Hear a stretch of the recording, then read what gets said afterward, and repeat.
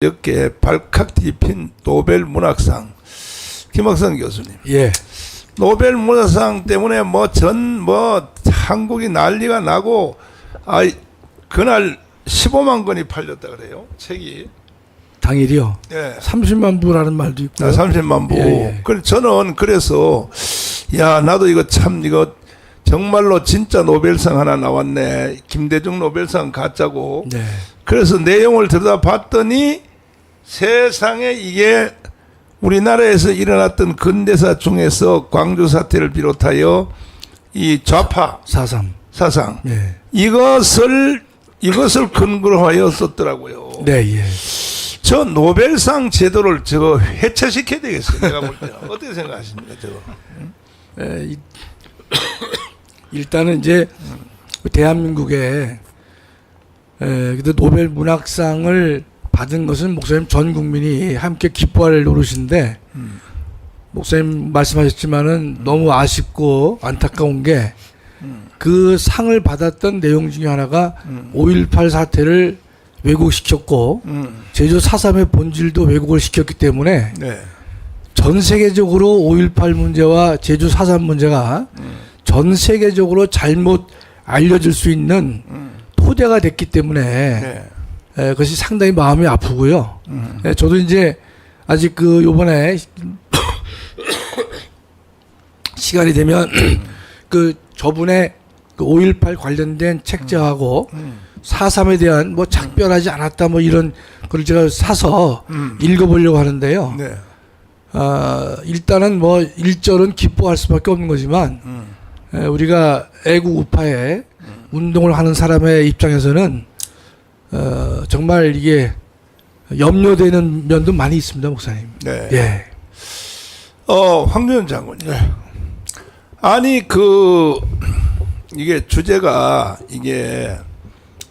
도대체 노벨상 심사위원들은요 한국에 와서 이것이 사실인가에 대해서 실제적으로 한국에 와서 심사를 해봐야 되는 거 아닙니까? 노벨상 심사위원들이 도대체 뭘 보고 심사를 하는 겁니까? 도대체가. 그런 이야기는 벌써부터 나왔습니다. 노벨상을 후보를 추천받아서 심사를 할 때에 어떻게 하느냐. 근데 이게 이제 어떤 역사와 전통을 갖고 있지만은 거기서 하는 것이기 때문에. 근데 지금도 요번에도 이제 그런 이야기들이 많이 나왔습니다. 네. 특히 고세진 박사님도 네. 미국 계시면서 벌써 글을 자기 SNS에 올렸어요. 인터넷에 돌아다니고 있습니다. 네. 그런데 이제 고세진 박사님도 이야기하는 것이 이건 역사 왜곡의 문제다고 지적하는 거죠. 그게 이제 방금 이제 우리 김학성 장로 이야기하는 것처럼 소년이 온다. 한강시의 소설 중에 소년이 온다라는 소설이 5.18과 관련된 소설입니다. 그런데 그 소년이 온다에서 이제 전체적인 걸 보면은 네. 그 소년, 광주의 어린 소년을 비롯해서 무고한 시민을 군이 학살했다. 군인이 이런 그걸 갖고 있는 겁니다.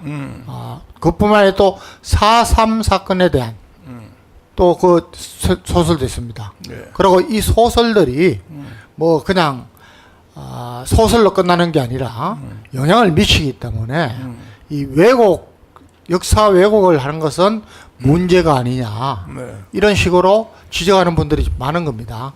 그래서 저는 노벨상 위원회에서 하는 것이지만은 이런 것들을 귀담아 듣고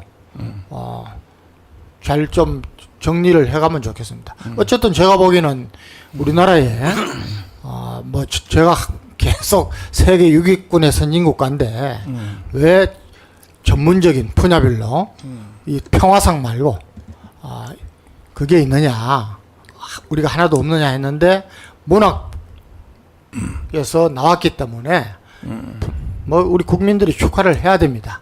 그런데 이거를 건전하게 또 아쉬운 사정을 또 비판하는 것도 겸허하게 받아들여야 되고, 저는 이제 가장 좀 안타깝게 생각하는 것은 우리 그 문단 자체가 다 그렇게 넘어가 있습니다. 예, 이런 가운데서 그래도 좀 젊은 분들이 이런 일에 앞장서야 되지 않겠느냐. 저는 김균화 그 소설가입니다. 그런데 책도 몇 권 이렇게 읽어봤지만은 김균화 씨는 조선일보에 항상 칼럼을 씁니다. 상당히 저는 좋아하는 칼럼인데 여기서도 이제 이런 문제를 제기했다가 지금 몰매를 맞고 있습니다. 몰매. 자, 이동호 교수님. 예.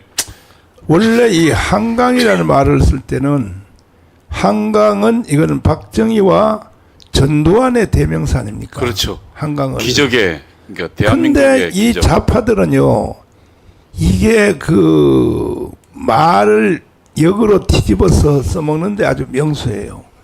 왜 한강이라는 말을 왜 쓰냐 말이야. 한강은 이거는 박정희와 전두환의 대명사야. 한강은. 그런데 김대중 대통령까지도 제주도 4.3 사건은 공산주의자들이 익힌 사건이라고 말을 했단 말이에요. 예. 미국의 CNN하고 기자회견에서. 예, 예. 김대중까지도 여기 위로 올려봐요. 이거 봐요. 김대중 대통령도 CNN하고 회견에서 제주 4.3은 공산당의 폭동으로 일어났다고 김대중도 이렇게 말했거든.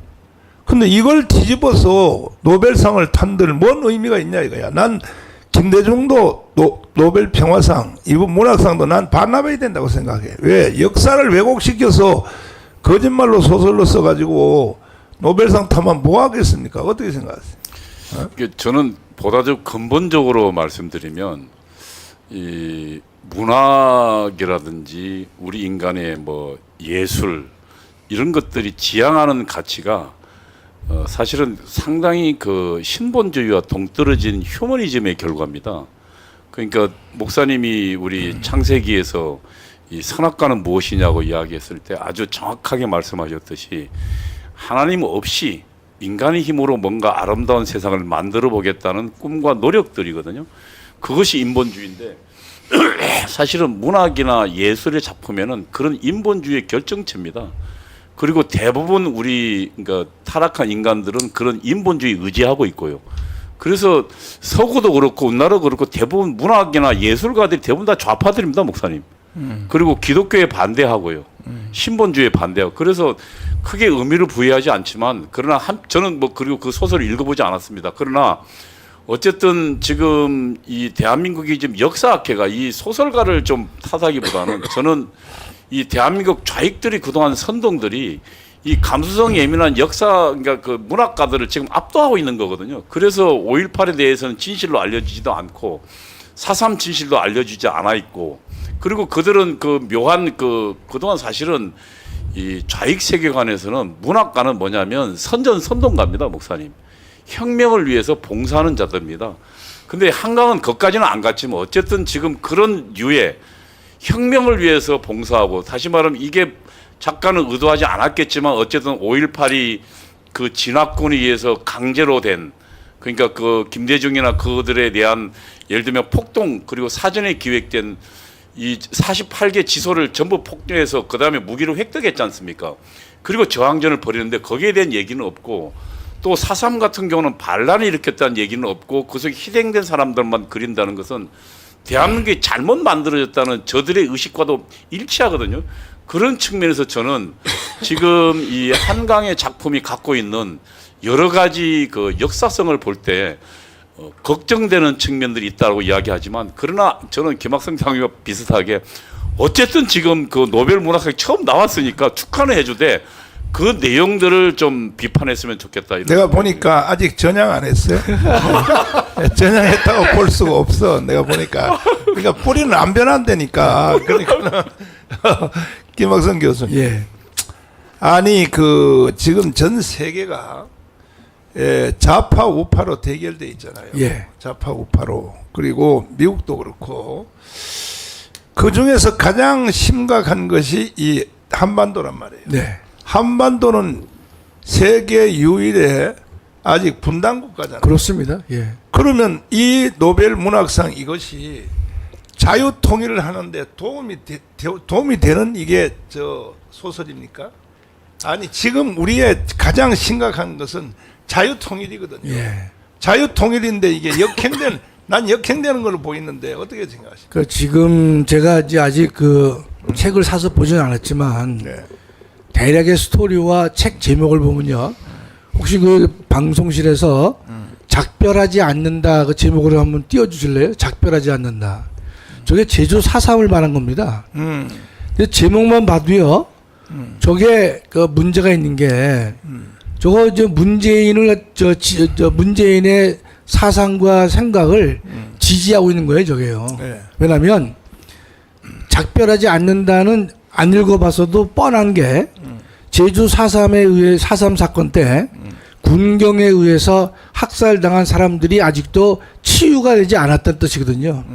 그럼 문재인이가 4.3 특별법을 만들면서 지금 그 당시에 군법회의에서 유죄된 사람들을 다 무죄 판결하고 있거든요, 목사님. 아직도 진행 중에 있습니다.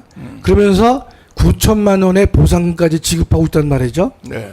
그러면 작별하지 않는다. 그 말은 아직도 제주 4.3에 의해서 피해를 본 사람들에게 적절한 보상이라든지 명예회복이 되어 있지 않기 때문에 나는 작별할 수 없다. 그런 뉘앙스가 강하거든요. 따라서 정말 이 한강이라는 사람이 제주 4.3의 본질을 정확히 알고 거기에 대해서 소설을 써야만 역사성이 있는 것인데 저게 이제 전 세계에 영어로 번역돼서 나갈 거 아닙니까? 그렇죠. 그러면 이제 지금 저희 좌파들은요 미국에 가서 그 제주 4.3 사태에 관련돼서 미국에 책임을 묻는 일을 하고 있습니다 현재. 왜냐하면 미 군정 당시에 발생한 사건이기 때문에 네. 미국이 책임져라라고 해서 현재 미국에 가서 항의도 하고 이의도 하고 세미나도 열고 있습니다. 그러면 저게 이제 영어로 번역돼서 나가게 되면 이와 더불어서 좌파들은요 마치 그 제주 4.3이 민중 항쟁이고 저거를 진압한 이승만 정부의 군경이라든지 진압한 사람들을 다 악마화시키는 소재가 될 수 있기 때문에 참 이게 걱정하지 않을 수 없는 것이고 정말로 염려가 되고 안타까움을 금할 수 없어요, 목사님. 아니 이거는 문재인의 제주에 가서 연설한 거하고 똑같은 거 똑같은 거예요, 목사님. 내용이 예. 결과적으로. 이 작별하지 않는다. 그 말은 좀 문재인의 그 행태와 이어지는 모든 지금 이루어지는 것들 갖다가 정당화 시켜주는 제목으로 볼 수밖에 없어요, 목사님. 그러면 저 김학성 장로님은 네. 눈을 잠깐 감으세요. 눈을 감으시고 이 문재인 저 인간이요? 이놈이 예, 예. 눈을 잠깐 감으셔야 돼. 더 보기가 싫으니까. 그러니까 문재인이가 제주도에 가서 하는 발언 한번 들어봐 주세요. 누구보다 먼저 꿈을 꾸었다는 이유로 제주는 처참한 죽음과 마주했고 지난날 제주가 꾸었던 꿈이 지금 우리의 꿈입니다. 자, 결국은 이것을 소설화 시켰다고 나는 이렇게 보이는 겁니다. 맞습니다. 예. 결국은 이것이 소설화 시켰다. 소설이라 그러면 뭐 대단한 작품인 줄 알지만은 황교안 장군님 예. 소설을 쓰려면 조지 오웰의 동물농장이라든지 그 정도는 써야 될 거 아닙니까? 그러니까 뭐 소설이 이제 소설은 픽션에 해당된다고 하지만은 그 소설이 인정을 받고 노벨상 후보로까지 이렇게 오르고 수상을 할 정도면은 어떤 완전히 허구는 아니거든요. 특히 역사와 관련된 것은 그 이제 그 오늘 새벽에 뭐 우리 형님 목사님이 저한테 저 카톡이 뭐 4시도 되기 전에 이제 왔습니다. 그 보니까 그 고세진 박사 글을 저한테 이제 보낸 겁니다. 그래서 형이 어떻게 고세진 박사를 잘 알아? 그랬더니 그 액처라고 액처 총장을 했기 때문에 맞아요. 목사님들은 아는 분들이 많죠. 맞아요. 근데 이제 이게 아마 바로 어제 정도 쓴 글입니다. 근데 이제 이걸 보면은 저는 이거 한강시가 역사에 대해서는 조금 잘 모르거나 편향되어 있다고 본 것이 이제 그 고서진 박사가 한 것은 노벨상 수상에 저음해서 자기가 이제 그 2017년도 10월 7일 날 이 한강이라는 여자가 뉴욕 타임스에 이건 소설이 아닙니다. 기고문을 실었는데 그 기고문의 제목이 While the U.S. talks of war, South Korea shudders. 직역하자면은 미국이 전쟁을 말하고 있는 동안에 한국 국민들은 몸서리를 친다. 뭐 이 정도입니다. 그러니까 이게 뭐냐 하면은 미국이 왜 자꾸 전쟁을 들먹이고 우리 한국은 평화주의인데 이런 뜻이라는 거죠. 그래서 이 지금 그 고서진 박사가 이 주장하는 게 몇 가지 됩니다. 미국이 왜 세계 평화를 위해서 유지하고 공산주의의 침략에 대비해서 또 히틀러 그 침략에 대비해서 되돌려놓기 위해서 한 건데 미국을 왜 그렇게 생각하느냐. 두 번째는 이때 그 기고문에서 한강시가 한국에서는 매일 국민들이 두려움에 떨면서 전쟁 대피 연습을 한다는데 2017년이면은 문재인 정권입니다. 민방위 연습도 안 했다는 예, 거죠. 거짓말이라는 거. 그다음에 그 내용 중에 보면은 이것도 6.25도 잘못 알고 있는 겁니다. 잘못 알고 편향되어 있다는 거죠. 미군이 6.25 전쟁 중에 노건리 양민을 학살했다. 이거는 계속해서 좀 이야기가 되고 있지만은 학살 행위는 아니었다고 이게 또 평가가 나 있는데 이걸 왜 학살이라고 이야기하느냐. 또 6.25 전쟁을 강대국들의 대리전으로 딱 정의를 해버렸다는 거죠. 맞습니다. 그래서 고서진 박사는 이 벌써 6.25 전쟁은 역사적으로 오랜 시일 걸려서 지금은 뭐 중국 그다음에 저 러시아의 그 당시에 기밀 문서가 다 공개되고 해서 이것은 소련이 김일성을 앞세워 가지고 한반도를 적화하기 위해서 중국과 손을 잡고 일어난 전쟁이라는 것을 이미 거의 역사가들이나 정의가 된 것인데 이것도 왜 이렇게 했느냐. 이런 식으로 이게 지적을 하면서 이건 좀 문제가 있다. 이렇게 고선진 박사가 글을 써놓은 겁니다. 그래서 제가 보기에는 정말 물론 소설가지요. 그러나 소설이라 하더라도 영향력이 국민들에게 미치는 영향력이 크기 때문에 역사와 관련된 것을 할 때는 공부를 제대로 하고 그렇습니다. 균형된 역사관을 가지고 해야지. 또 이제 그 마침 보니까 이분이 그 고향이 광주고 광주. 그 아버지도 소설가입니다. 예. 아버지도 소설가인데 그 평이 뭐 여러 가지가 있습니다. 그래서 이런 걸 보면은 조금 아쉬운 점이 많다는 거죠. 그러니까 우리가 아시다시피 목사님 조종래의 태백산맥이 목사님 1000만 부 팔렸잖아요. 조종래의 태백산맥이 잘 알죠. 그 태백산맥을 보고 성장한 사람이 지금 40대 50대 다 거기 속하거든요. 그것 때문에 지금 좌파들에 대해서 얼마나 미화를 했습니까? 영향을 줬는데 그래서 한강시의 저 작품도 뭐 우리가 함께 기뻐할 일은 맞지만 정말 매우 아쉽고 두렵고 염려가 많이 됩니다. 더군다나 우리 조금 전에 황 장님 말씀하셨지만은 6.25 전쟁을 대리전이다. 이건 우리가 절대로 받아들일 수 없는 것이고 전 세계에서 이걸 받아들이는 사람이 없어요. 북한이 남한을 먹기 위해서 침공한 것이다. 그렇게 봐야 되는데 대리전으로 보게 되면 이건 예컨대 싸움의 주체가 미국, 소련, 중국이 되는 것이고 피해자가 남한과 북한이 동시에 피해자다. 그런 논리밖에 안 되기 때문에 6.25전을 대리전으로 본 것은 절대로 받아들일 수 없는 생각이거든요. 이거는 다 밝혀진 사실이잖아요. 예. 그거는 이동호 교수님. 예. 왜 빨갱이들은 이렇게 왜곡하는데 천재야? 왜 그럴까 도대체가? 그 왜곡도 배웁니다, 목사님. 외국도 배워? 그럼요. 아. 혁명을 위해서는 왜곡이든 조작이든 뭐든지 필요하다고 배웁니다. 그래서 약간의 사실관계를 하나를 가지고 살짝 뒤바꿉니다.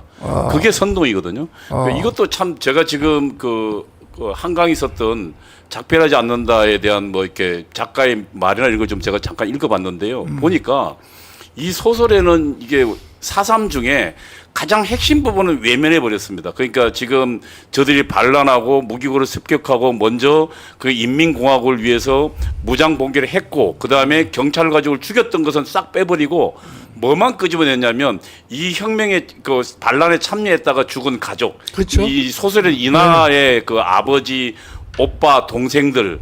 그러니까 이나의 아버지는 아마 15년 형 받고 죽었다 그러면 아마 거기 그 관람했던 그 남로당이었을 게 분명한데 이들을 꺼내서 이들만의 고통을 이야기하거든요. 맞아요. 그렇게 되면 이 소설을 읽게 되면 적어도 이들이 가졌던 그 반란 사건은 전부 잊혀져 버리고 이들이 받았던 고통만 그 보기 때문에 그러면은 사실은 이들의 고통 주었던 정부군 미군과 정부군에 대한 공격으로 곧바로 이어지게 되거든요. 그러니까 역사학의 가장 핵심적인 그 내용인데 이것을 통해서 무엇을 의냐면 이 작가는 의도했든 의도하지 않든 적어도 이 기존의 예를 들면 정치 질서, 자유민주주의에 대한 혐오감을 불러일으킵니다. 그러니까 공산주의자들이 사실은 이 문학가들이 이용하는 가장 좋은 방식 중에 하나가 그거거든요. 앞뒤 전후관계를 빼버리고 네. 그 중에 하나만 딱 끄집어내서 사건화시키고 그 중에서 사람의 감성을 질러일으키면 그러니까 공산주의자들의 사실은 대부분의 이 노래도 대부분 다 그렇습니다. 왜곡입니다. 사삼 같으면 잠들지 않는 남도요, 뭐 핏바람이 불어오고 어쩌고 그런 게 저희가 젊었을 때 그걸 보면서 이 혁명의 의지를 불태우고 이 혁명에 목숨 걸겠다 했거든요. 마찬가지로 혁명 소설이나 그런 소설을 이용하는 좌익들의 방식은 그 내용을 살짝 트는 거죠. 그렇게 해서 혁명에 이용하는 거거든요. 저는 이 한강이라는 작가가 의도하지 않았던 적어도 좌익혁명에 봉사하고 있다 이렇게 볼 수밖에 없을 것 같은데요. 김학성 교수. 네. 지금 이제 우리는 연방제 통일로 가느냐 아니면 우리가 북한을 해방시키는 자유통일로 가느냐 그렇습니다. 이거지 않습니까? 네. 근데 이 소설이 노벨상 탄 이 소설이 연방제 통일로 가는데 도움이 돼요? 자유통일로 가는데 도움이 돼요? 자유통일의 정면 역행하는 소설이죠, 목사님. 역행하는 거죠. 그렇습니다. 예. 그러니까 지금도 다 말씀하셨지만 지금 제가 안타까운 게 정권이 바뀌었음에도 불구하고 제주 4.3의 본질이 규명이 잘 안 되고 있잖아요, 목사님. 기가 막혀요. 그럼에도 불구하고 여기다가 이 기름을 분 겁니다. 이 한강 소설은 작별하지 않는다를 통해서 이게 이제 이어지게 되면 결국은 미군이 양민을 학살했고 더군다나 그들이 가장 주요하는 이승만 대통령을 악마시키는데 결정적으로 기여할 것입니다. 그 대한민국을 부정하고 북한식의 통일을 염원하는 사람들이 일으킨 이 폭동을 민중항쟁으로 정당화시키면서 결국 이승만 대통령을 다시 악마화시키는데 크게 기여하는 것이기 때문에 저 소설은 북한의 김정은이나 그 일당들이 좋아할 소설이다 이 뜻이죠. 그러면 황 의원 장관님 늘 그 국민의 수준 얘기를 말씀을 많이 하시는데 국민들의 수준이 뭐 노벨상 탔다 그러니까 그 내용도 안 보고 그냥 막 그 뭐 책을 뭐 30만 권을 사고 이 대한민국 국민들 왜 그러는 거예요 도대체가요? 그 뭐 30만 건 산 인원들 중에는 또 뭐 한번 판단을 해보려고 한 분들 있습니다. 근데 이게 한강시는 소설가인데 저는 더 안타까운 것은 우리나라 전체가 다 이렇다는 것이요. 예. 맞아. 이렇게 하면은 제일 먼저 들고 나서야 될 역사학자들입니다. 예? 역사를 담당한 사람들이 이거 축하하지만은 이건 잘못됐다. 그리고 그걸 언론에서 써줘야 됩니다. 예? 뭐 무슨 초치냐 뭐 저 축하하는데 초치냐가 아니라 이것이 의미가 있고 정말 제대로 된 축하를 받으려면은 고칠 것은 고쳐야 되는데 그 저는 뭐 이 한강시는 소설가지만은 지금 예를 들어서 옛날에 전부 4.3 뭐 피해자 이런 거 해가지고 전부 다 보상받고 예?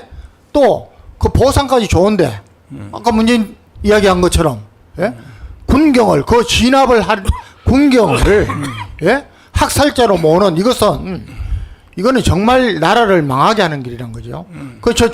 제가 전에 뭐 우리 김학성 교수한테도 이야기했는데 이게 대법원 판단까지 나가지고 결정이 됐으면은 시대 상황이 다 있고 한데 나중에 만약에 나중에 이게 뒤집어졌다 이겁니다. 그러면은 이거 국가재정 예산을 해가지고 보상해주고 하지 말고 사법부 예산으로 하든지 아니면은 80대 뭐 60대 40으로 해가지고 그 당시에 저 판사들한테 개인적인 저 변상을 해야 책임감을 가지고 할 거 아닙니까? 그러면 앞에 사람들이 다 잘못됐다는 겁니까? 그게 아니고 저는 지금 판사들이 잘못됐다고 하는 겁니다. 그래서 이거는 정말 이게 우리나라가 모든 분야에서 뭔가 제대로 된 기준을 세우고 가야 되는데 다 잘못되고 있는 겁니다, 이게 지금. 오랜만에 그 조갑재 그 선생님이 조갑재 TV에서 강력하게 이 소설에 대해서 비판을 하고 또 원로인 조선일보 유건일 기자가 이 강력하게 이제 비판을 했는데 이동호 교수님, 예. 조갑재 선생님 오랜만에 옳은 말을 한 것 같아요. 또 유건일 선생님은 뭐 원래부터 아주 원로 평론가인데 조선일보에 그 이분들이 그 냉혹하게 평가를 했다란 말이야. 이게 뭔가 크게 잘못된 것이다. 어떻게 생각하세요? 저는 지금 그 두 분 글은 제가 못 봐서 말씀을 못 드리겠습니다만 어쨌든 지금 그 조갑재 선생의 걱정은 아마 우리 황교선 장군의 표현대로 그 황강이라는 작가, 작별하지 않는다는 소설 자체가 불러올 파장, 그것들을 아마 걱정하는 것이었을 겁니다. 그리고 그것에 분명히 말씀드리지만 역사적 사건을 다룰 때는 그 사건에 대한 본날들이 있는 건데 그것을 빼고 한 부분만 들추면 얼마든지 왜곡이 가능하거든요. 그래서 참 역사의 사건을 다루는 게 참 여러 가지 면에서 보면 창작의 부분이긴 하지만 굉장히 좀 조심스러워야 될 부분이라고 저는 생각하거든요. 그런 측면에서 사실은 지금 한국 그 근현대사 문제가 지금 특히 역사학자 중에는 우리 우파학자가 별로 없습니다, 목사님. 맞아요. 예, 그러니까 역사학자가 없어요. 그리고 역사학자는 전부 예를 들면 서울대 뭐 그 국사학과 출신들 비롯해가지고 전부 좌파라가 있거든요. 그 다음에 지금 그나마 지금 우파 역사관을 대변하는 사람들은 정치학이나 사회학 이 중에서 극히 소수만 지금 그 우파 역사학을 그나마 공부하고 있거든요. 사실은 제가 보면 보수가 게을렀던 측면도 있습니다, 목사님. 비겁하지, 비겁. 예, 그리고 이 문제에 대해서 정면으로 대응하지 않은 측면이 있습니다, 목사님. 그 좌파들이 그동안 이 거짓의 성을 쌓을 때 지속적으로 싸워왔어야 되거든요.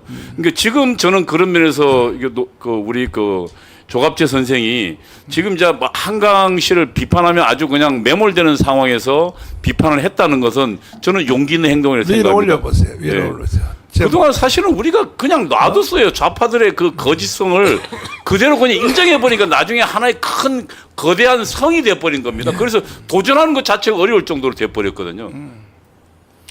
김학성 교수. 예. 모든 소설도 결국은 작가가 지향하는 목적이 있잖아요. 그렇습니다, 목사님. 예. 예?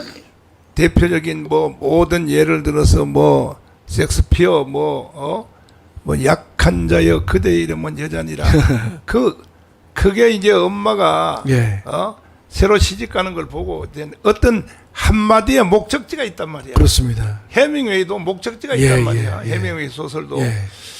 저도 책은 많이 안 읽어도 세계적인 문학 전집은 제가 거의 다 읽어봤거든요. 예, 예. 읽어봤는데 뭐 톨스토이라든지 뭐 이런 게 다 뭐 죄와 벌 뭐 이런 게 다 목적지가 있단 말이에요. 그렇습니다. 자기가 말하려고 하는 한 문장이 있단 말이에요. 그렇습니다. 예.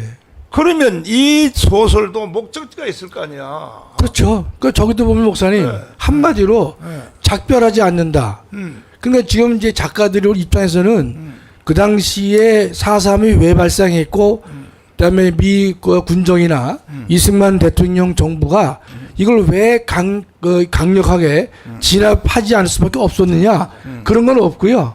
그냥 한두 명의 그 과잉 진압으로 부당하게 학살된 사람도 있겠죠, 목사님. 그거 하나를 끄집어내 가지고 그걸 미화해 가지고 예, 근데 이 소설을 써 나가니까 소설을 읽는 사람들은 다 약자편에 쓰는 것이고 야, 그 당시에 이 정권이 자신을 정당화하기 위해서 양민 학살을 했구나. 네. 이렇게 이어지는 것이고 그럼 결국은 또 이승만 악마화시키는 것으로 귀결되거든요. 예. 그럼 저게 저 소설은 지금 노벨상인데 우리가 항상 그러지 않습니까? 외국에 보면 노벨상 작품은 다 번역된 걸 봤는데 이건 원서로 볼 수 있는 유일한 작품 아닙니까? 그럼 대한민국 사람들이 이 작별하지 않는다 이 소설을 얼마나 많이 읽겠습니까? 그러면 수많은 20대, 30대, 40대 사람들은 저희 제주 4.3의 본질이 문재인이가 말한 게 맞구나. 그렇게 사람들을 호도하게 된단 말이죠. 그렇죠. 그러면 저거를 어떻게 회복시키냐 뜻이에요, 목사님.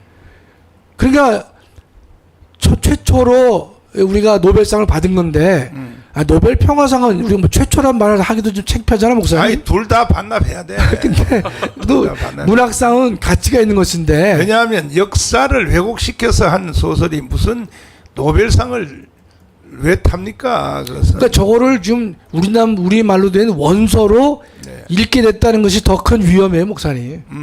왜냐면 저게 영어로 된 책이라면 번역본을 읽기가 어렵단 말이죠.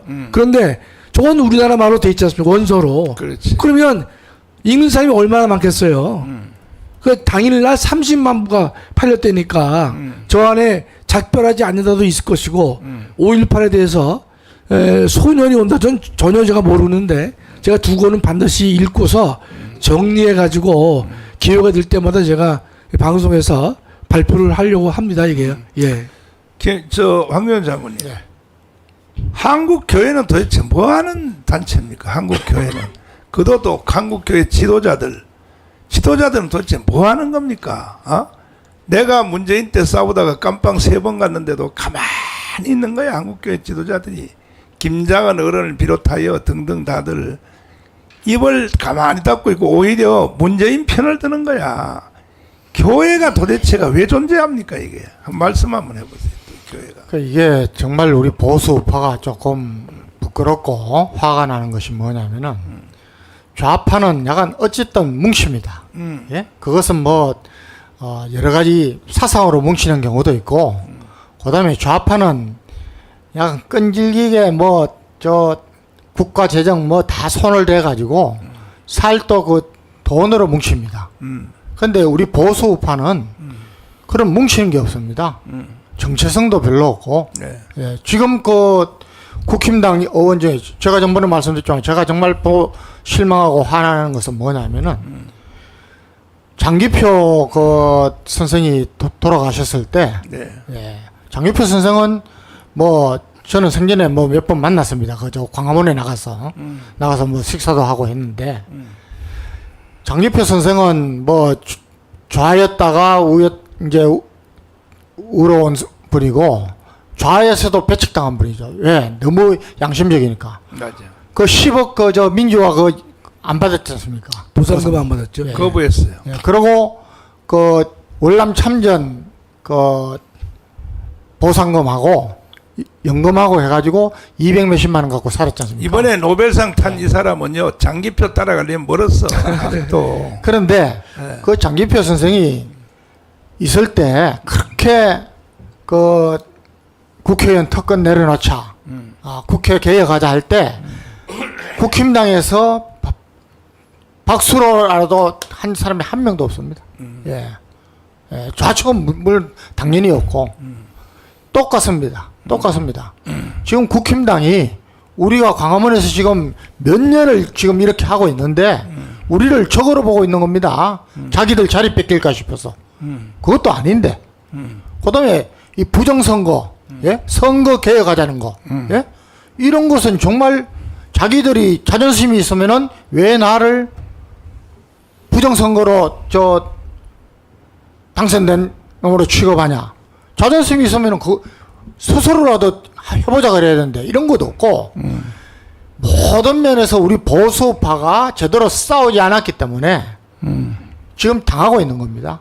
예, 저는 5.18 유공자들 후손들 포함해가지고 전부 지금 각 분야에 공무원도 가산점을 줘가지고 다 취직시키지 않습니까? 그러면 우파 정권이 들어서면 이거 바로 잡든지 아니면 또 그때 배제됐던 사람들을 어떻게 해주든지 이런 아무것도 안 하니까 지금 전체가 관공서를 비롯해서 모든 언론, 방송, 심지어 이제 문학까지도 이런 예술까지도 전부 장악을 당하고 있으니까 우리가 힘을 못 쓰는 겁니다. 저는 김학성 교수님, 예. 저는 책을 안 읽어봐서 아직 잘 모르지만은 이제 언론을 통해서 나오는 말만 들었는데 노건리 사건이 거기 언급됐어요? 저도 아직 그는 제가 책을 아직 못 샀습니다. 아니 선생님. 그 언론에 의하면 노건리 사건은요. 예. 이거는 제주 4.3 사건과 더불어 네. 제가 제일 잘 알아요. 예. 나는 이 한국 근대사에 목숨을 걸었기 때문에 예. 노건리 사건은 왜 일어났느냐. 미군이 양민을 학살했다. 미군의 전투기가 양민을 학살했다. 이렇게 돼 있잖아요. 예. 근데 이거 완전 사기예요. 왜 그러냐면 6.25 전쟁이 일어났죠. 네. 일어나서 3일 만에 서울이 먹혔죠. 네. 서울이 먹힐 때 제일 먼저 인민군이 내려와서 서대문 교도소를 털려고 그랬어요. 그렇습니다. 왜 그러냐면 서대문 교도소에는 1,800명의 네. 미전향 수들이 거기에 갇혀 있었어요. 그 다시 말해서 빨갱이들이. 그렇죠, 목사님. 이동호 같은 사람. 이동호 과거의 같은 사람. 이동호. 과거에 꼭 좀 그 용어를 붙여주십시오, 목사님. 그래서 그 사람들이 사실은 원래는 이제 전향하라고 이승만 대통령이 계속 예. 전향하라 그랬잖아요. 예. 그 다음에 이제 박정희는 전향을 했단 말이야. 예. 그래서 끝까지 전향하지 않는 사람들을 이제 영등포 고등학교에다가 가둬놓고 3개월 동안 교육을 했어요.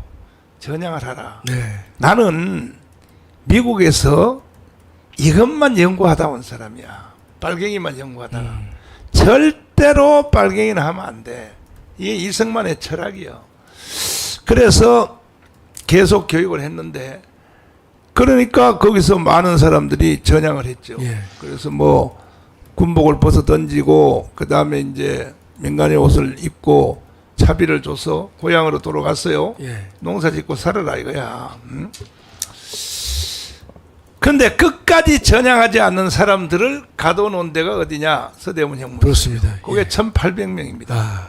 1,800명을 가둬놨는데 인민군이 딱 들어와서 5.18 일어났을 때도 광주 교도소를 털라 그랬죠. 그렇습니다. 항상 그래요. 예. 이게 빨갱이들은요. 이 교도소부터 털라 그래요. 왜냐하면 교도소 애들이 나와버리면 이거는 그야말로 눈이 획 돌아버리거든요. 예. 예. 그냥 막 자기들이 할 일을 대신 다 해준단 말이야. 그래서 이제 서대문 교도소에 왔단 말이에요. 왔는데 와서 이제 물었어요. 이승만 대통령한테 물었어요. 대전에 있는 이승만 대통령한테 물었습니다. 서대문 교도소를 털라고 하는데 인민군들이 어떻게 할까요? 이렇게 물었다고. 그랬더니 이승만 대통령은 기독교인이고 장로잖아요. 뭐라고 대답하냐? 풀어줘라. 풀어주라 그랬죠. 예. 그러니까 이게 우파들은요. 이게 비록 빨갱이 놈들이고 북한 편을 들고 이런 사람들에 대해서 풀어주라는 거야.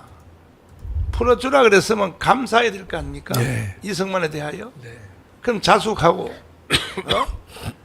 뭐 중립을 하든지 인민군 편에 서면 나쁜 놈이고 이쪽 편에 서면 또 처형당하니까 그냥 중립 편에서 하든지 해야 될 텐데 이 사람들이 어디에 갔느냐?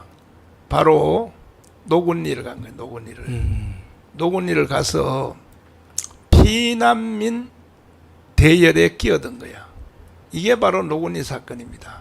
서대문 출신 사람들이 나와서 민간인 복을 제수를 벗어 던지고 민간인 옷을 갈아입고 이 피난민 대열에 끼어들어서 북한군에게 박격포 재원을 불러주는 거야. 박격포 재원을 어디 간다 이렇게 박격포 재원을. 그러니까 미군이 전쟁을 할 수가 없는 거예요. 미군이. 아니 민간인하고 빨갱이하고 섞여 있는데 미군이 전쟁이 불가능한 거야. 그래서 미군이 할 수 없이 노군리에다가 전투기로 전투기로 퍼부은 거예요. 이게 노군리 사건이에요. 이게 사실은 일제시대 때도 있었지만은. 그래서 이러한 역사적 배경을 잘 모르는 사람들은 아마 지금 여기 시청자 중에서 우파 중에서도 아마 그 노군리 학살 사건에 대하여 그래서 이 노무현 대통령 때요. 네, 예. 미국이 전투기로 민간인을 학살한 것을 630곳을 찾아냈어요. 그리고 지도까지 그렸어요. 지도. 이게 이 노무현이가 지도까지 그려서 양민에 대해서 전투기로 미군이 폭격한 거 있잖아요. 그러면 양민들을 전투기로 미군이 폭격할 때는 이유가 있단 말이야. 그렇겠죠. 예. 전쟁이 불가능한 거예요. 전쟁이. 왜냐하면 이게 간첩들과 빨갱이들과 이런 것들이 다들 그 민간인 속에 숨어 섞여 들어가 있단 말이야. 그렇습니다. 이번에 목사님 그 헤즈볼라도 마찬가지잖아요, 목사님. 민간인 밑에 민간인 그 숨어 있어 같이. 똑같아. 예. 똑같아요. 예. 똑같아. 그러니까 퍼부었다 이 말이야. 그렇죠. 불가피하죠, 목사님 그는. 그러면 미군이 그러면 그렇게 폭격을 안 했으면 6.25 전쟁을 방어를 할 수 있겠어요? 그렇습니다. 예. 어떻게 생각해?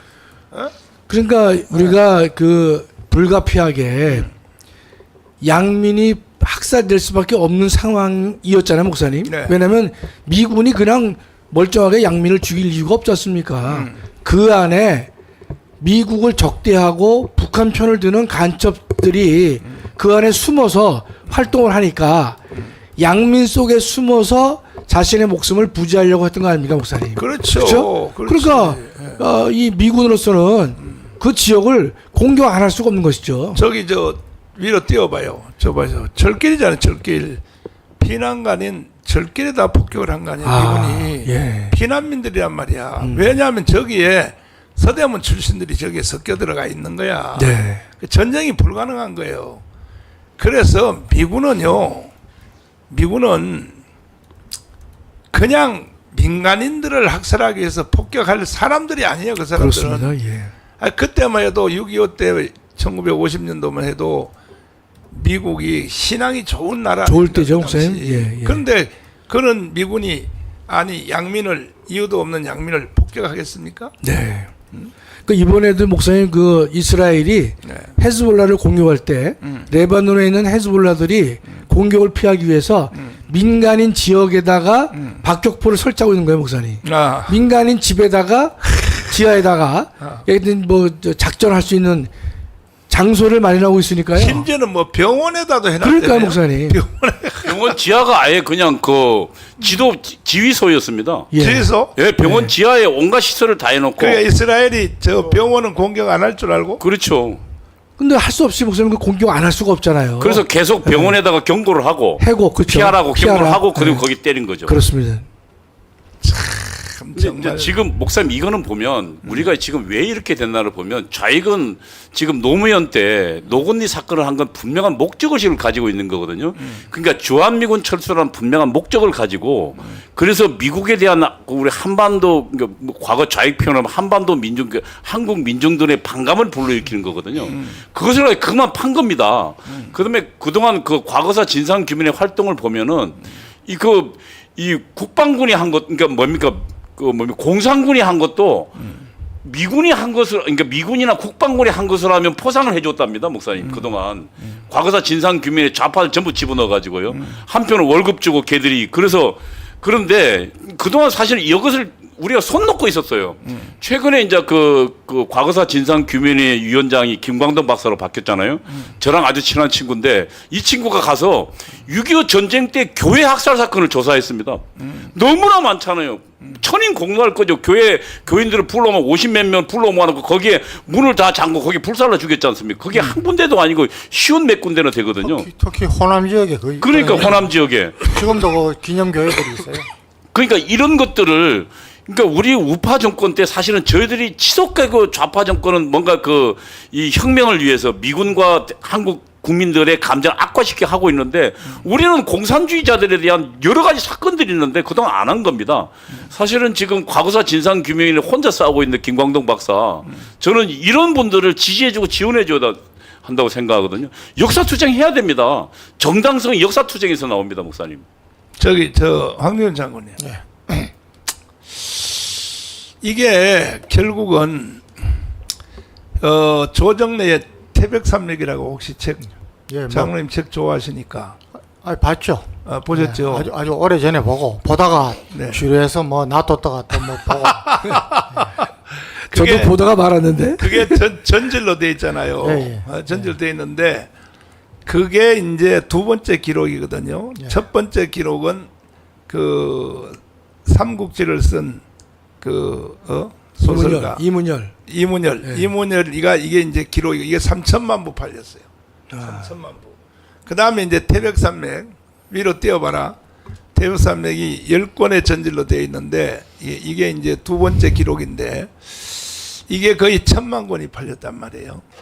태백산맥이 1,000만 권이 전질이 1,000만 권이 팔렸어요. 전질이. 아니 내가 쓴 그 지금 7대 명절 책도 1,000만 권 안 사면서 아니 도대체가 그러니까 여기 시청자 여러분도 잘 들으세요. 좌파들이 이렇게 무서워요. 조정래 태백산맥을 책을 산 이 한 권이 아니야. 한 세트를 산 사람들이 얼마냐? 1,000만 명이에요. 1,000만 명. 그러니까 이것이 차라리 이번에 노벨상을 주려면 조정래를 불러서 줘야지. 태백산맥을. 네? 어떻게 생각하십니까? 네? 그러면 더 악영향을 끼칩니다. 사실 저 태백산맥 저런 거 전집은 네. 제가 군에 있을 때도 와서 저것 저 사서 뭐 비치하라 또 뭐 저 나눠주라 압력을 많이 받았는데 안 했는데 예? 저 전집은 제가 보기에는 이런 거 요 한강 소설보다 그래도 조금 나을 겁니다. 저 전집 다 보는 사람도 별로 없었고 저 많이 팔린 이유는 네. 좌파들이 특히 자기들 정권 때에 뭐 모든 단체에다가 사라고 압력을 그렇지. 넣어가지고 네. 많이 샀어요. 예. 근데 그냥 그만큼 이제 우리가 예술 이거 소설 분야뿐만 아니라 예술 분야가 영향이 큽니다. 그런데 거기에 대해서 우리 보수 정권은 제대로 된 뭐 사람들을 발탁하거나 키우거나 하는 것도 없고 저런 것들을 대항해서 이렇게 할 것도 없고 이거는 우리 저는 제일 뭐 몇 번 말씀드리지만은 우리 기업들도 마찬가지입니다. 자기들을 기업 활동을 잘 하게 해줄 수 있는 그런 법을 보완하고 하는 우파를 지원하고 또 이렇게 안 하고 그냥 가만히 놔두니까 우리도 빨리 이제 사상 이념 체계가 딱 지금 명확하게 돼 있지 않습니까?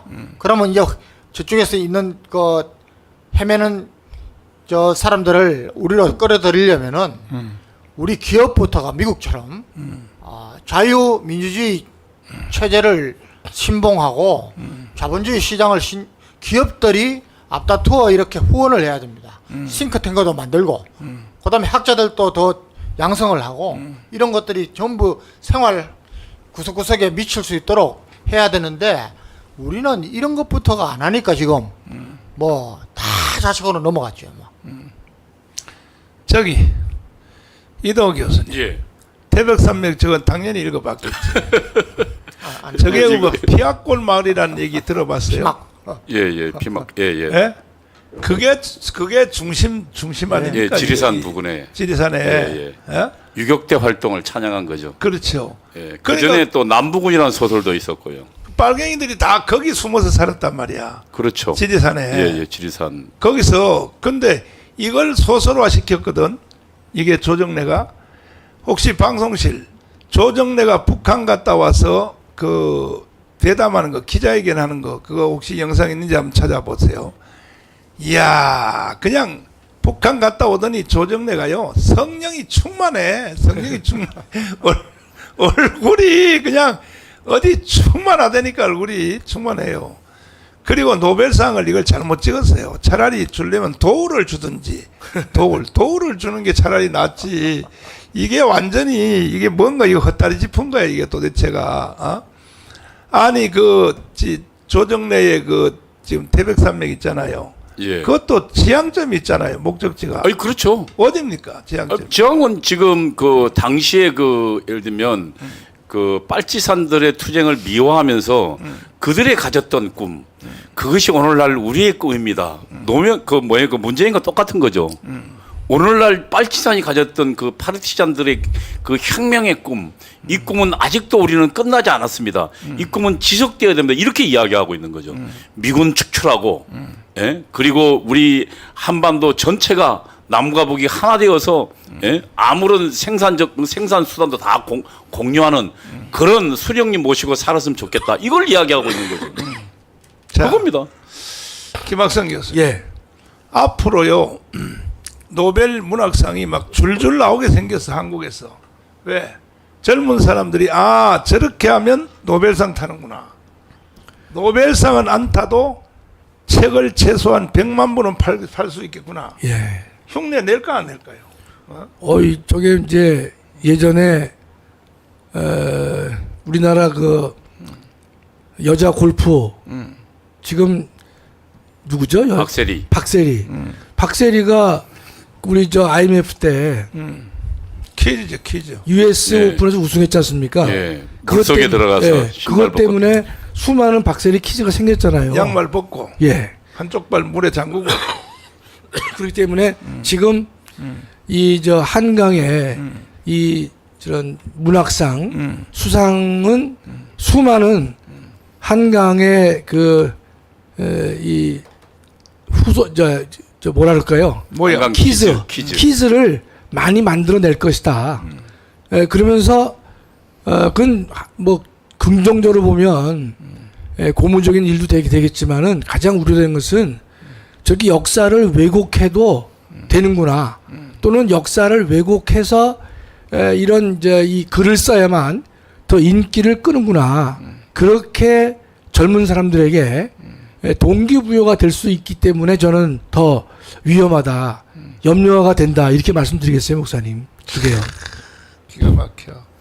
근데 이제 미국에서는 목사님 이 아까 그 황준선 장로님이 잘 지적했는데 미국 보수 혁명이 어떻게 이루어졌는지 레이건 혁명을 읽어보면 미국도 이 굉장히 당하거든요. 선거에서 아주 뭐 완사이드에 당하고 난 데부터 각성하고 그러면서 젊은이들과 학자들과 특히 기업이요 후원합니다. 그래서 연구소도 만들 뿐만 아니라 그 다음에 이 보수 학자들이 만든 책 있잖아요.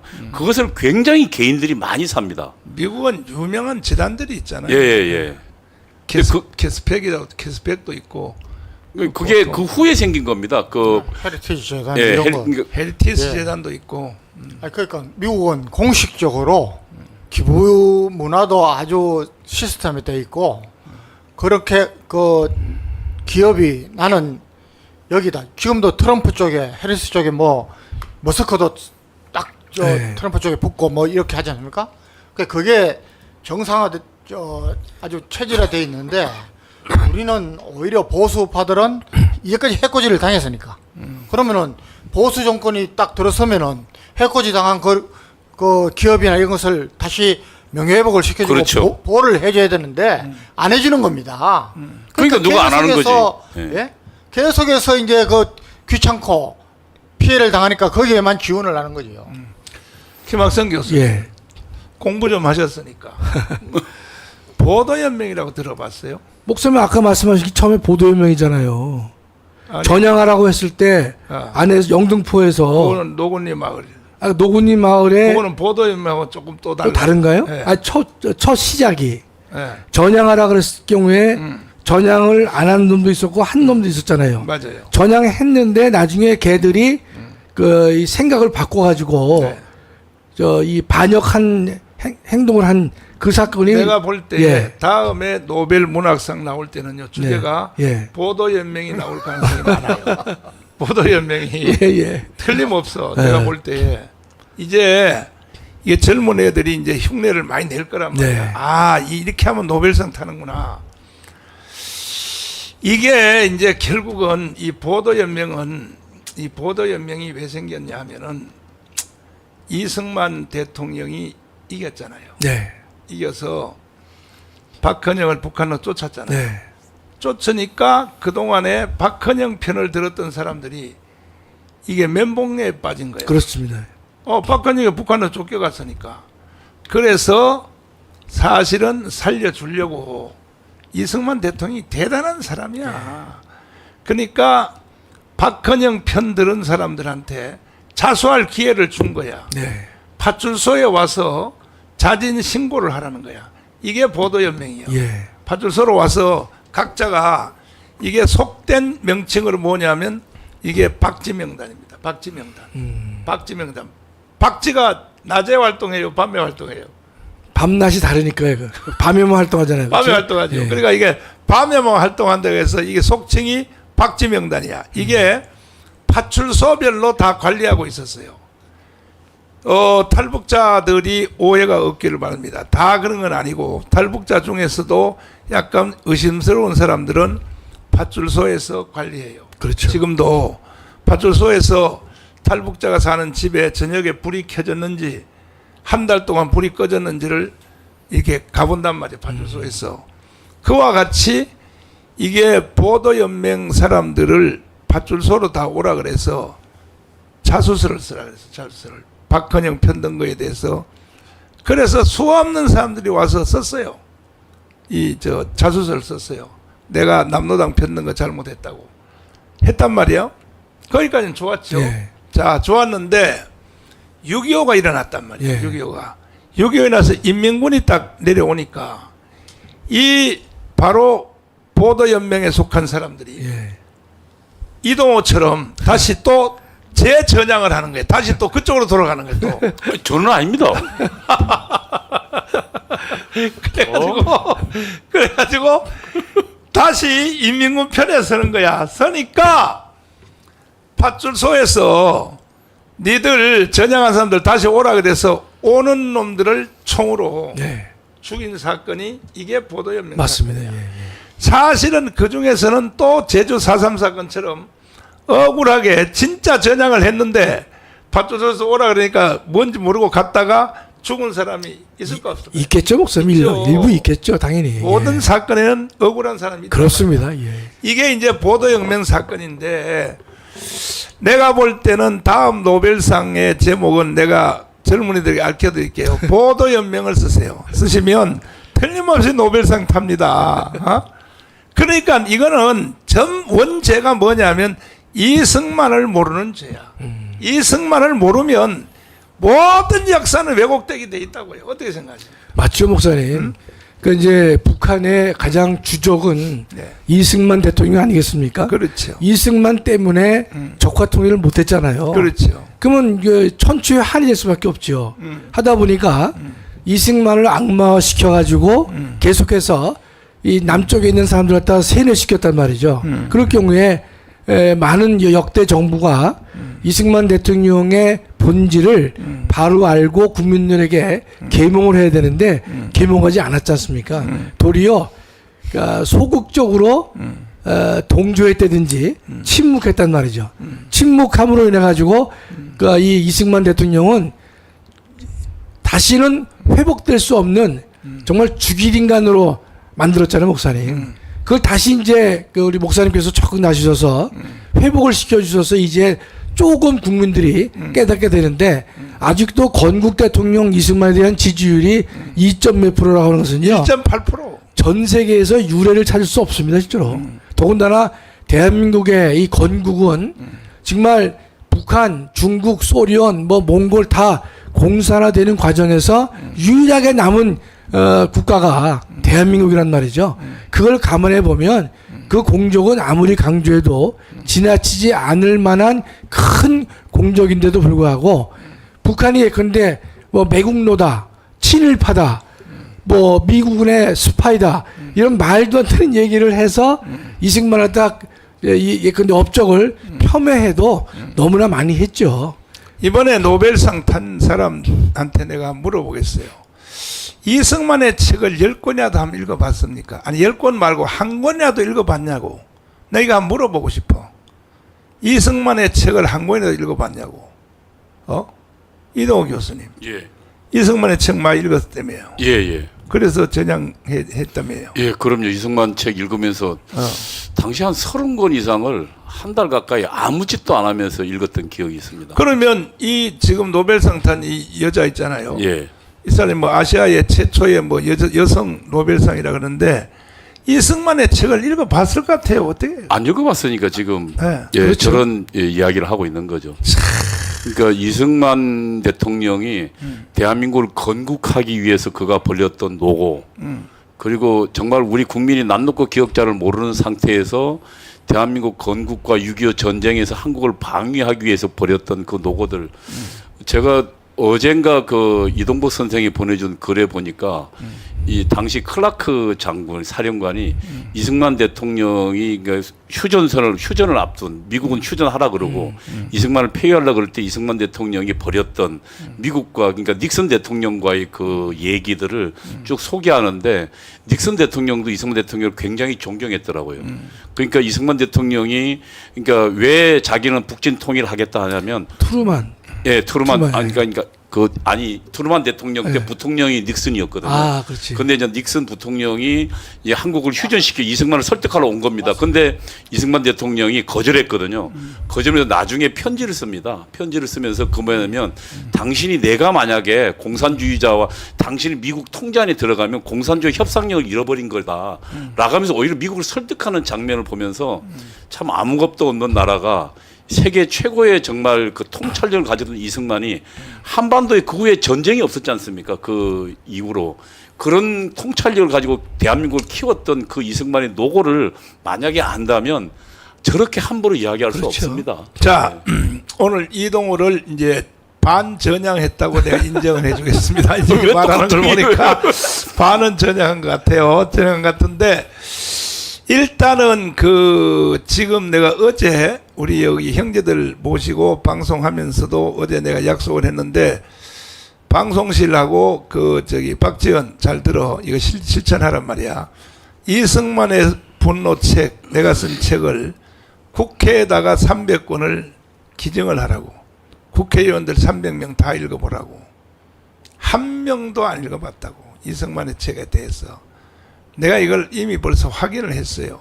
그래서 다시 책을 붙여주고 그 다음에 내가 적게 쓴 어제 책, 그 지금 거짓에 무너진 대한민국 요것도 국회에다가 300권을 꼭 기증을 해서 붙여주도록 국회 사무처로 그래서 다 한번 읽어보도록 국회의원들이 아니 국회의원들이 돼가지고 이승만도 모르면서 뭔 정치를 하냐고요.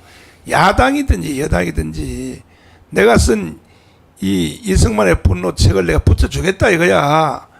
붙여주고 정성 좀 있는 사람은 독후감까지 써서 나한테 좀 보내줘봐요. 문자 메시지로. 야당도 그렇고 여당도 그렇고요. 내가 누구 이러면 안 되지만은 지금 5선 의원이 있어요. 5선 의원 부산 쪽에. 그 사람하고 내가 점심을 먹는데 내가 물어봤어요. 이승만의 책을 한 권이라도 읽어본 적이 있냐 그랬더니 없다는 거야. 그래서 내가 아니 이승만 책도 한 번도 안 읽어본 사람이 어떻게 우파에서 국회의원을 하느냐 그랬더니 내가 막 뭐라 그랬더니 하는 말이 뭐라냐 목사님 날 보고만 뭐라 그러지 마세요. 여기 있는 절반 가까이 그때는 절반인데 절반 가까이에 저 자유한국당 국회의원들 중에 이승만 책 읽는 사람 한 명도 없습니다. 이러는 거야. 그 사람이 한 명도 없다는 거야. 그러니까 나라가 망하는 거야. 아, 현직 헌법 교수가 이승만 책을 안 봤다고 그러더라고요. 잘라요. 그러면서 어떻게 네. 제1공화국 강의를 하냐 말이죠. 제1공화국 강의를 하려면 그렇지. 헌법 교수가 이승만 책을 한 권은 봐야 될 거 아니에요. 세상에 지금 현직 교수의 그놈이요. 누구의 이름 대요. 그 이름 까버려 빨리. 이거 잘라버려. 그 완전 제명시켜버려 교수에서. 근데 그런 사람이 목사님 걔만 그런 게 아니라 대부분일 거예요. 헌법 교수들이요. 그러니까 그런 그 사전 지식이 없는 상태에서 학생들을 가르치니까요. 결국 이승만은 독재했다. 3.15 부정선거했다. 이 말밖에 아는 게 없으니까 그것만 듣고서 전달할 뿐이에요. 목사님. 혹시 저 이동호는 가까우니까 알지 모르니까 혹시 지리산의 최대의 지도자인 이은상이라고 알아요? 이현상이요. 예. 예, 알죠. 그게 이제 저 북한에서 예, 빨치산의 아주 최고 지도자였죠. 그 빨치산의 최고의 지도자. 예, 예. 지리산으로 와서 교육하고 또 북한 갔다 와고 왔다 갔다 왕래하는 현상이 있죠. 예, 예. 인상이 있는데 이 현상입니다. 이 현상, 예. 이 현상이 있는데 이놈이 주로 청송 D산에서 공작을 했단 말이야. 예, 거기서 사실은 그 교육받은 사람이 누구냐? 거기서 제주도 4.3 사건이 김달삼 있죠. 김달삼. 예. 또 이덕구 있죠. 예. 거기서 교육받은 사람들이야. 한국 그러니까 좌파들의 그 산지가 경상북도예요. 대구하고 네. 그쪽. 예, 예. 그리고 또 일본 유학파들이고. 예, 일본 유학파들. 예. 그래서 거기서 교육받아서 제주 4.3 사건을 익혔는데 이현상이가 그 지리산 토벌대에 의하여 이제 총격을 받았어. 다리 예, 쪽에 차 무슨 총경한테 이제 결국 그 총격을 받았는데 예. 세상에 빨갱이들이 얼마나 무섭냐 하면은 민간인에 내려와서 간호사 있죠. 예. 처녀 간호사를 잠자는 처녀 간호사를 등에 업고 저 지리산으로 데려가서 이현상 이거 저기 저 큰 상처는 안 받았어. 다리에 총격받은 거 예. 이거 치료하라고. 와. 잠자다가 간호사가 등에 업혀서 납치돼 가지고 지리산으로 끌려갔단 말이야. 그래서 정성껏 치료를 했어. 연상이 잘생겼다 그러더라고요. 예. 정성껏 치료를 했단 말이야. 그런 치료를 해줬으면은 이현상이가 그 간호사 언니한테 감사해야 돼요. 어떻게 해야 돼요? 감사해야죠. 감사해야죠. 예. 근데 걔를 성폭행해 버렸어요. 이게 빨갱이들이니까 이게 혁명을 위해서 이제 하여튼 역사에 대해서 모르는 건 나한테 다 물어보려니까 그 이야기는 저도 처음 듣는 얘기인데 처음 이현상. 듣지. 예. 그 목사님 그게 제가 기억으로는 네. 성폭행이 맞는데 둘이 좋아했다라고 묘사를 하지 않았어요 책에서는? 아니요. 그래서 책에서는 그렇게 나와 애를 있어요. 그렇게 나와요. 가졌다고. 예, 예. 책에서는 그렇게 나와요. 애를 가지니까 할 수 없지. 이제 운명이라고 생각하고. 아니 그러니까 이제 책에서는요. 빨치산이 행한 성폭행은요. 아름다운 사랑으로 그렸어요. 근데 국군이 행한 성폭행은 죽일 놈으로 그렸어요. 죽일 그럼 놈으로. 비아골의 성폭행도 다 그 아름다운 사랑이에요. 예, 예, 예. 개자식들아. 이 정말 그런 참. 식으로 저 미화를 했더라고 보니까. 이야. 이건 그러니까 그 빨치산은 남북이라는 영화에도 그 나옵니다. 그 주인공하고 나중에 그 사랑을 나누는 장면이 나와요. 그 빨치산 대장이 잠깐 내려왔다가 예, 예. 예. 아니 지금도 정교조들이 자기들의 조상 그 빨치산 있잖아요. 저기 저 보현산하고 저기 전주 뒤에 있는 뒷산 있잖아요. 예. 거기에 참배하러 가잖아요. 정교조들이 참배하러 갔다가 뭐 군산 쪽에 있는 아니 목사님 제가 그 사건에 그 우리 그 검찰 측 증인으로 나가서 그 담당 그 중학교 선생하고 직접 2시간 동안 그 논쟁을 주고 받았어요. 아하 제가 그 선생 글을 보니까 그러니까 중학생들 아무것도 모르는 중학생들 중학교 데리고 선생이야. 빨치산 전적지를 참배하러 보냈어요. 맞아. 아니, 참배하러 직접 데리고 갔어요. 애들 데리고 다 예. 갔어. 그래서 이제 제가 그 사건의 증인으로 나갔는데 그때 누가 나왔냐면 검찰 측 그 교사의 변호사가 누구냐면 안호영이에요. 지금 저기 그 국회 지금 뭡니까 무슨 위원장이죠. 저 연대 법대 나온 출신입니다. 제가 그때 그 제 지도책이었거든요. 제가 안호영. 안호영이가 딱 나와가지고 얘는 한마디도 말을 못하더라고요. 왜냐면 제가 걔를 잘 아니까 제가 지도했었는 게 주사파. 그런데 그 국민학교 그 중학교 선생이라는 자가요. 말을 하는데 주체 사상과 똑같아요. 그래서 제가 뭐랬냐면 걔 말을 듣고 이렇게 했어요. 당신 이 말 여기서 여기까지 주체사상 몇 페이지에 나온 얘기다 라고 하면서 조목조목 했거든요. 나중에 그 새끼가 뭐라냐면 딱 그러더라고. 이 그 조국을 배반한 나쁜 놈들을 앞에서 그래서 제가 그때 뭐라고 그랬냐면 당신은 이 대한민국을 경멸하고 혁명하려고 하겠지만 난 대한민국을 지키기 위해서 당신하고 싸운다. 아예 대놓고 그렇게 이야기했어요. 근데 그 새끼 진짜 악독하더라고요. 그러니까 뭐 무슨 현대 사상이라고 이야기하는데 전부 주체 사상이에요. 말만 조금씩 앞뒤만 조금씩 바꿔가지고 그걸 중학생들한테 가르치고 그걸 하고 있더라고요. 근데 걔가 아마 그 형도 별로 안 받았어요, 목사님. 나도 이제 그거 비슷한 것을 정교조를 비판해 가지고 대법원에서 내가 400만 원 벌금 물었는데 1심하고 그때 그 변론한 것은 황교안 장로님이 변론해 줬어요. 날. 예. 황교안 장로님 날 도와준 것도 많아요. 그래서 태평양에서 이제 변론해 가지고 400만 원 벌금으로 이제 끝났습니다. 내가 그 비슷한 정교조 걔들을 내가 욕을 해 가지고, 그래서 내가 요즘은 이제 프로가 돼 가지고 이제는 고발 안 당하도록 내가 욕을 잘합니다. 이제 고발 이 정도 수위면 고발 안 당했다 하는데, 지난 10월 9일 날 그 신혜식 대표가 예. 저 한동훈 욕을 세게 했거든. 예. 세게 해가지고요. 또 우리 저 정강훈 TV 이게 전부 다 정지가 됐어요. 또 경고 먹고 또 신의 한수도 정지가 됐어요. 왜냐하면 그날 욕 세게 했거든. 그렇습니다. 그러니까 신혜식 대표님도 이제 그 경험이 없으니까 그냥 막 찔렀단 말이야. 막 야 이 개자식아 막 했단 말이야. 이거 다. 여러 번 했죠. 그래가지고 그게 이제 세게 하더라고요. 다 잘렸어. 다 잘렸는데, 그러나 이제 내가 이제 처음 손상대 사회가 나를 소개하고 내가 나가서부터 한 것은 있잖아요. 그건 지금도 그대로 살아 있어요. 네. 그대로 살아 있고 신내시까지 한 것만 다 날라가 버렸어. 다 잘려 버렸어요. 다 잘려 버렸는데, 자 이제 이제 방송을 이제 마무리하려고 하는데 잘 들어보세요. 결국은 뭐냐? 제가 왜 광화문에서 1천망이 모이는 혁명을 왜 주장하느냐? 국민 여러분, 잘 들어보십시오. 아니, 최소한 아무리 지식이 없는 사람도 이건 인정할 건 인정해야 되잖아요. 5,200만 국민 여러분, 여러분들이 살고 있는 이 대한민국 있죠. 세계 6위요, 세계 6위. 군사력도 6위고 경제도 6위요. 지금 대한민국이 세계에서 사실은 제일 잘 살아요.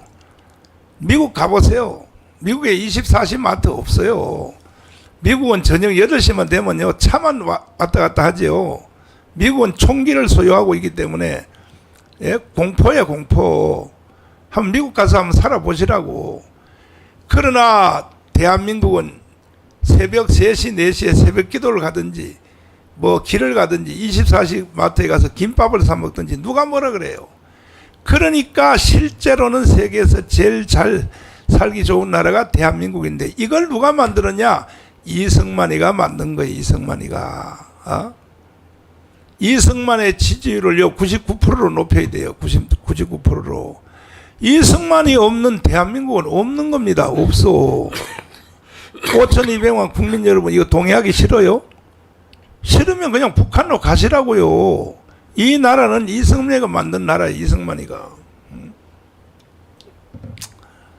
그 다음에 박정희가 일으킨 나라야.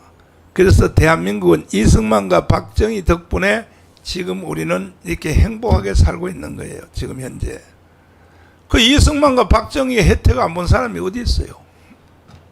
개딸들도 다 지금 혜택 본 거야. 전 세계에서 지금요 한국으로 막 몰려오잖아요. 미국에 이민 갔던 70년대 이은영처럼 미국에 이민 갔던 그때는 한국은 거지고 미국은 막 천당이에요, 천당. 그래서 70년대 초에 다 미국으로 이민 간 거야. 근데 지금 현재 미국에서 한국으로 다시 역이민 오는 사람이 1년에 7,000명이에요. 7,000명. 왜 미국에서 7,000명이 한국으로 이민 올까요? 다시 거꾸로. 이민 갔던 사람들이 거꾸로 다시 돌아온단 말이에요. 7,000명이. 왜 그러냐? 살아보니까 한국이 제일 좋거든. 응? 한국은요, 할아버지, 할머니, 엄마, 아빠, 그 다음에 또 아들, 딸 중에 한 사람만 일을 해도 생존에는 문제가 없어요. 미국이요? 하이코. 부부간에요. 쎄 빠지게 일 안 하면요. 생존이 불가능해요. 남편이 일하는 것은 집값 내고 여자가 일하는 것은 생활비 쓰고 둘이. 그래서 미국은 둘 중에 누가 하나 몸이 아프면 작전적으로 이혼하는 거예요. 이혼. 왜 이혼하는지 압니까? 이혼 안 하면 국가로부터 보건 획지를 못 받으니까 최저 수준이 돼야 되니까. 그래서 합법적으로 이혼하는 거야. 둘 중에 몸이 하나 아프면. 그리고 지금 미국에서 몸 아픈 사람들 다 한국으로 치료받으러 오잖아요. 의료보험이 싸니까. 이러한 대한민국에 살면서 왜 대한민국을 불평하고, 그리고 국가 지도자인 윤석열을 존경해야지. 윤석열 대통령이 다 잘하는 건 아니지만은 저도 불만이 있어요. 많아요. 근데 왜 대통령을 이렇게 나는 욕하는 사람 처음 봤어요. 박정희 때요. 박정희 대통령 욕해봐요. 지도세도 모르고 죽어버려. 이승만 욕해봐요. 지도세도 모르고 다 죽어버려. 난 대통령을 이렇게, 역대 대통령 중에 전두환도 이렇게까지 욕 못했어요. 전두환도 욕하면 다 바로 죽어. 어떻게 이렇게 세상에 윤석열 대통령을 입이 자기한테 달렸다고 지 멋대로 욕하고, 그것도 전부 다 거짓이에요. 거짓이 거의 90%예요. 90% 욕한다면 90%. 그 말할 수도 없는 욕을 하는 거야. 그냥 입에도 담지 못하는 욕을 하는 거야. 뭐 심지어 뭐 윤석열 대통령하고 김건희 여사하고 뭐 부부 생활을 하느니 안 하느니, 그런 말을 어떻게 하냐 말이야. 도대체가 말이야. 그 윤석열 대통령이요, 내가 볼 때 마음이 너무 착해요. 너무 착해. 이게 말이 됩니까? 국가 원수를 말이야 이렇게 욕을 하고, 그것도 거짓으로 욕을 했어. 이래서 나라한테 뭔 유익이 있겠냐 이거야. 그러니까 욕하는 사람들은 전부 다 보면 종북, 진북, 개딸들 다 이 사람들이라고 볼 수밖에 없어요. 없는데, 그래서 나는 최후의 정답을 나는 빨리 아는 선지자예요. 뭐냐? 1000만 혁명을 해야 된다는 거야. 1000만. 광화문에서 1000만 명이 모여야 되는 거야. 1000만 명이. 1000만 명이 모여야 되는데 3번만 하면 되거든요. 지금 시청자들이 지금 6293명이 들어왔어요. 뭐 다른 보조방송까지 합치면 10,000명 들었다고 치면 10,000명이, 10,000명이 말이야, 다음 방송할 때에 10명씩만 추천을 해보라고요. 그럼 10만 명 되잖아요. 10만 명이 다시 10명씩만 추천해봐요. 이 방송은요 유일한 방송이야. 다른 모든 유튜브들은요 다 시사적인 거, 그거 말초신경을 자극해가지고 클릭수 올려서 돈 벌려고 하는 것이지, 우리같이, 우린 여기 돈 한 푼도 안 나와요. 너하라 TV 폭파됐죠? 정가운 TV요 돈 한 푼도 안 나와요. 돈 한 푼도 안 나와. 이렇게 우리는 국가를 바로 세우려고 이렇게 하는 방송이 어디 있습니까? 우리는 저 광고비 붙으려고, 그걸로부터 광고비 받으려고 방송하는 게 아니라고요. 오직 우리는 예수하는 거, 복음 통일을 위해서 하는 거니까 이런 걸 정도는 협조를 해야 될 거 아닙니까? 그리고 난 자유일보를 만들었잖아요. 한 달에 5억씩을 투자하잖아요. 자유일보를. 왜 합니까 이걸? 왜? 그걸 왜 하냐고요. 그래서 10명씩만, 다음 방송할 때 10명씩만 추천하면 10만 명이 돼요. 10만 명이 다시 10명씩 하면 100만 명이 되잖아요. 100만 명이 10명씩만 전달하면 1000만 명이 되잖아요. 세 번만 진행하면은 1000만 명이 조직이 완성될 수 있어요. 1000만 명이. 그래서 다음 주에 월요일부터 제가 이제 빡세게 방송을 하려고 그러는데, 다음 주에 월요일부터 토요일까지는 1000만 명 조직을 완성하는 기간으로 삼고, 이거 하기 싫으면요 그냥 간두라고요. 그럼 저도 간두고 나하고 황준성 장군님하고는 미국으로 이민 가버리면 돼요. 그냥 손주들 다 미국에 있으니까 이민 가면 돼요. 이동호 장로하고 저는 찬법이네 목사님. 아니 그거는 수령님 모시고 살아야지. 수령님 모시고. 왜 그렇게 판단력이 부족할까? 수령님을 모시고 살래요? 대한민국에서 살래요? 그 판단을 못하냐고. 개딸들까지도. 그래서 여러분 정신 바짝 차리고, 정신 바짝 차리고, 내가 엄살 부리는 것 같지만은 나는 지금 재판 받는 것만 해도 4개를 받고 있어요. 재판을 4개를 받아요. 그 전부 다 김용민이가 고발해서 재판 받고 있다고. 지금 4개를 재판 받고 있고, 이번에 또 한 개 또 재판 또 걸어서 또 김용민이가 또 해가지고 또 한 게 지금 북부 지원에 또 접수가 또 됐어요. 이렇게 저는 정말로 희생 아닌 희생을 하고 있단 말이야. 근데 우파라고 하는 사람들까지도 말이야, 정신들 나가가지고 말이야, 뭘 안다고 말이야, 뭘 안다고 말이야, 이러면 되냐 이 말이야. 네, 자, 김학성 교수님 마지막 발언해 주시고 마치도록 하겠습니다. 네. 우리나라의 이 노벨 문학상이 수상됐다고 하는 것은 참 국가적 경사임에 틀림없는데요. 참 매우 아쉬운 것은 그 작품들 중에서 5.18과 4.3에 대한 역사 왜곡이 너무 심하다는 것이 참 매우 유감스러운 일입니다.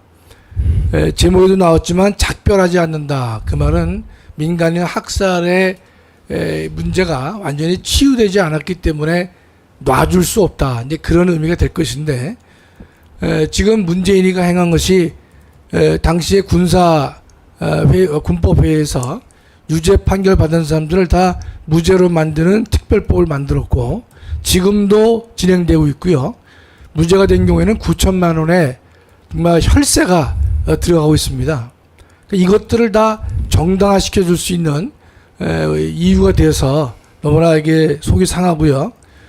한동훈은 초기에 어떤 일이 있었냐면요, 제주 4.3법에는요 군법회의에서 무죄 판결 받은 사람들에 대해서만 재심이 가능했는데, 본인이 법무장관 시절에 민사재판까지도 법에 근거가 없었지만 재심을 할 수 있도록 명령을 했어요. 그래서 그걸 보고 제가 화가 나서 너하라 TV에서 제가 방송했습니다. 역사 인식이 부족한 한동훈, 이영환 목사님하고 둘이서 제가 대담하면서 잘못을 지적했는데, 이후에 한동훈이가 그 법을 고칩니다. 그래서 민사재판까지도 재심할 수 있도록 법조항을 고친 예가 있습니다.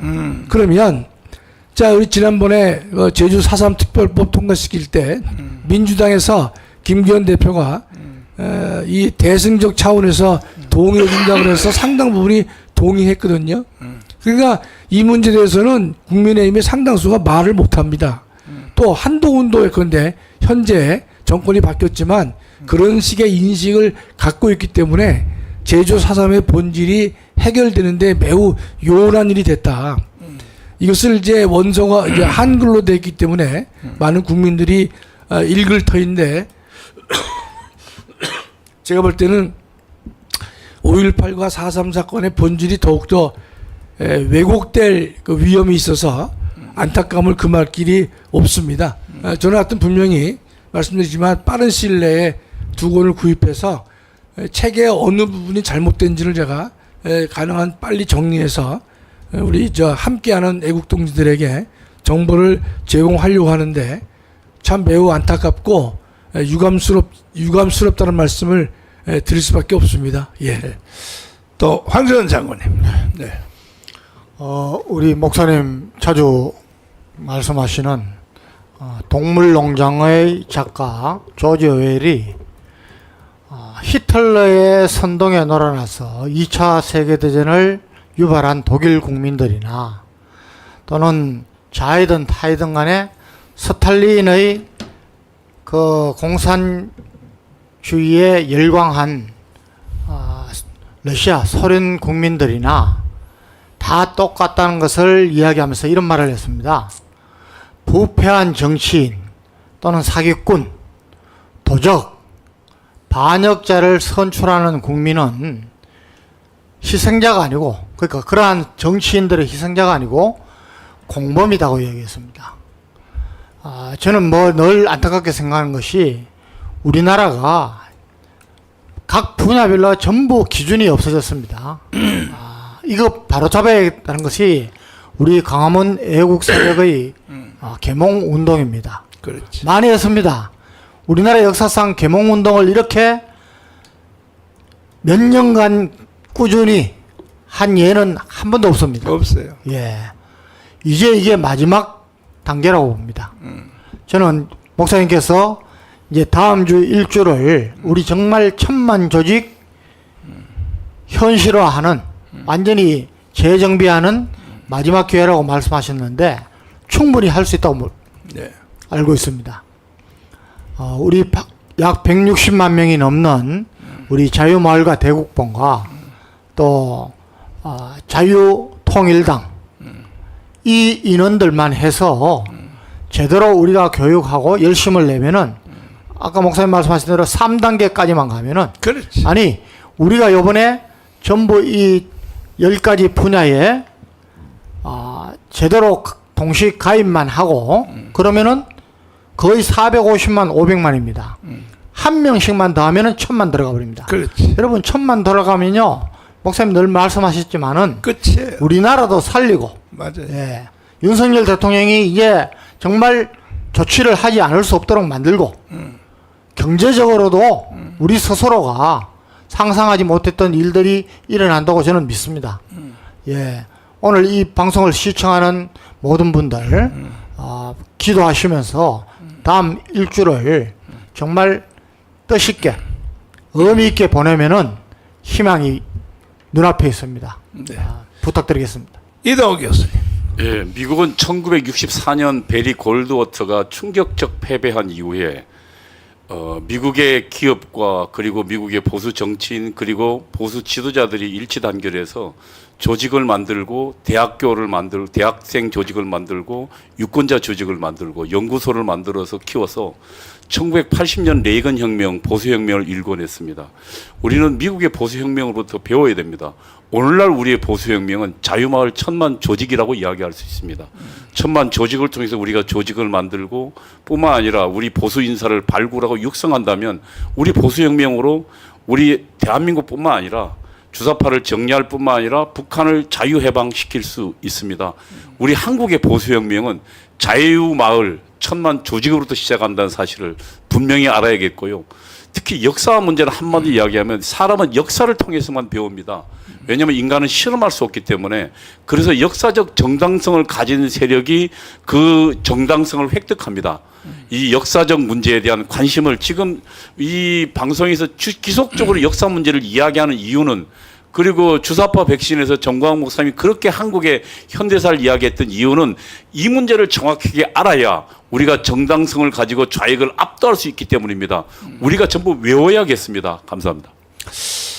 내일은 주일입니다. 내일은 주일인데 역시 우리는 11시부터 광화문에서 우리 광화문 연합 주일 예배를 진행을 할 텐데 수도권에 사시는 분들, 서울, 경기, 인천에 사시는 분들은